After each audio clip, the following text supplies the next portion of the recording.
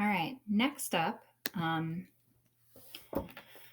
where is our list of steps? Okay, so we solved this system of equations to get some important points. Now we have to find all the points that are on the boundary of our constraint. So we have been kind of thinking about this whole shaded in region of the plate, and we found this one important point. But we also have to think about the boundary of that plate, because our constraint is x plus y plus z equal to 1, such that x, y, and z are between 0 and 1. So thinking back to how we did the other one, we would say, okay, well, there's this point right here, this point right here, and this point right here. So we would say, okay, some other points are going to be when x is 1, everything else is 0. When y is 1, everything else is 0.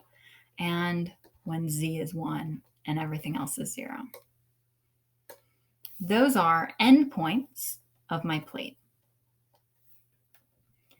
But it gets a little bit more complicated because before we had a 2D constraint. So the endpoints of that constraint were so the boundary of that constraint was just two discrete points. Now we have a 3D constraint. And so the boundary of this constraint isn't just these 3 points. It's actually these 3 lines I drew the first time I was trying to draw my surface. I'm not going to try to highlight those again. I'll do a little like that.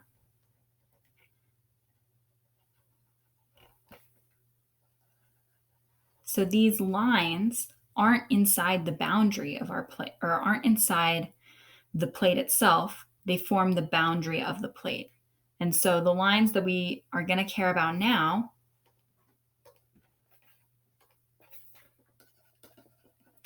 and all points on x plus z equals 1, y equals 0. Let's see, x plus z equals 1. X plus y equals 1. It's going to be z is 0. And y plus z equal 1. That's going to be where x is 0. All I did was write down the 3 equations for those 3 different lines. X plus c equals 1, x plus y equals 1, y plus c equals 1. And that's going to get a little bit complicated. There's a couple different ways to handle this, and I think the easiest way is going to be to say, okay, those are my points for now. So I'm going to have x 0, 1 minus x. That's from x plus z equals 1. I'm going to have x 1 minus x 0. That's from x plus y equals 1. I'm going to have the points 0, y, 1 minus y. That's from y plus z equals 1. And the steps we're told to solve this problem are to evaluate t for all these different points. The function f, the temperature t for all those different points, and then figure out which ones are maximum and minimum.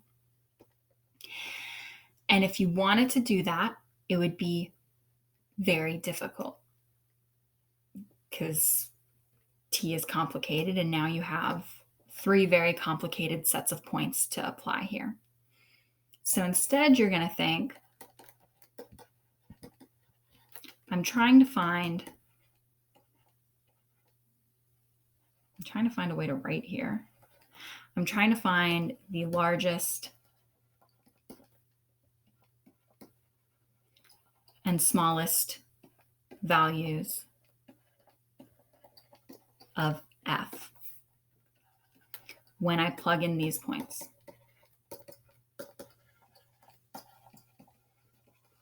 And so if you want to start with what you know, you would say, okay, f of 1/5, 2/5, 2/5.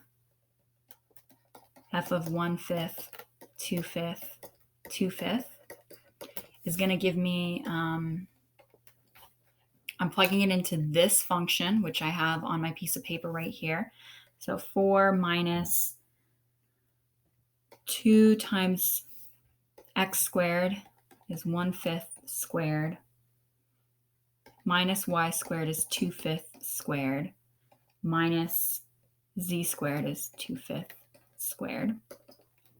I'm just going to go ahead and tell you that that gives me 3 3/5. F of 1, 0, 0 is 4 minus 2 times 1 squared minus 0 squared minus 0 squared. So that's just 2.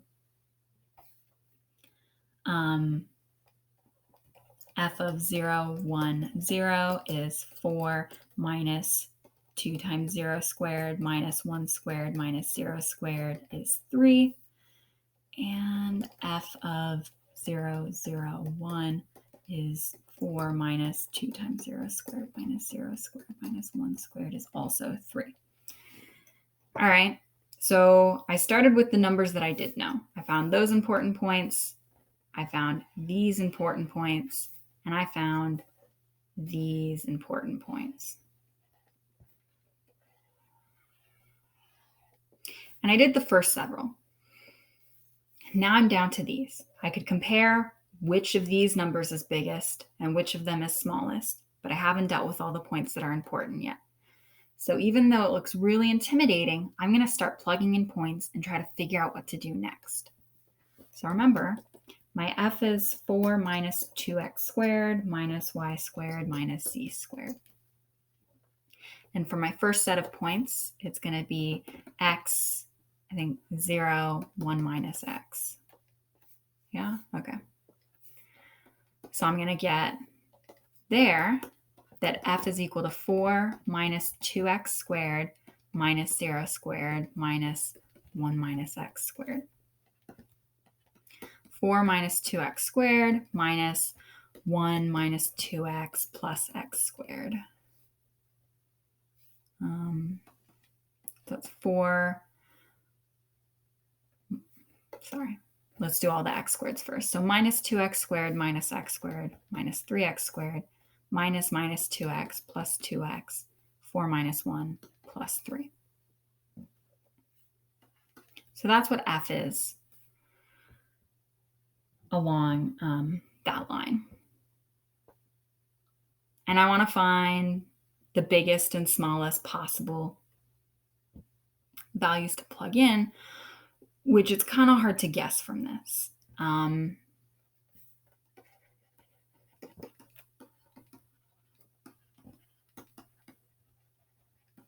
If it was linear, like f equals 3 minus x, go ahead. You know how to guess that. Smallest value x gives you biggest f. Biggest value x gives you smallest f. But this one's quadratic, so it's kind of hard to do just looking at it, guessing through.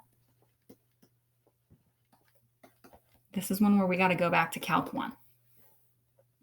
So f prime is going to be minus 6x plus 2.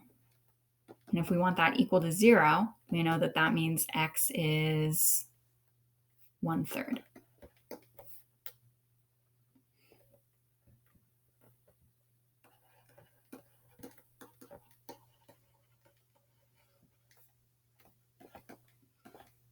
So the point we're thinking about is 1/3, 0, 2/3, 1 minus 1/3.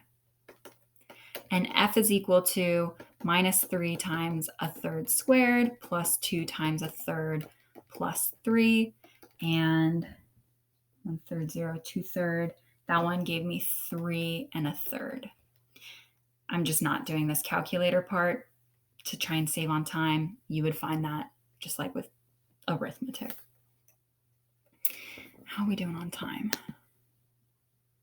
Okay, we're at 10 minutes. We're going to stop here again, and then we're going to follow this exact same process for the last 2 sets of points, and then make all our comparisons at the end. So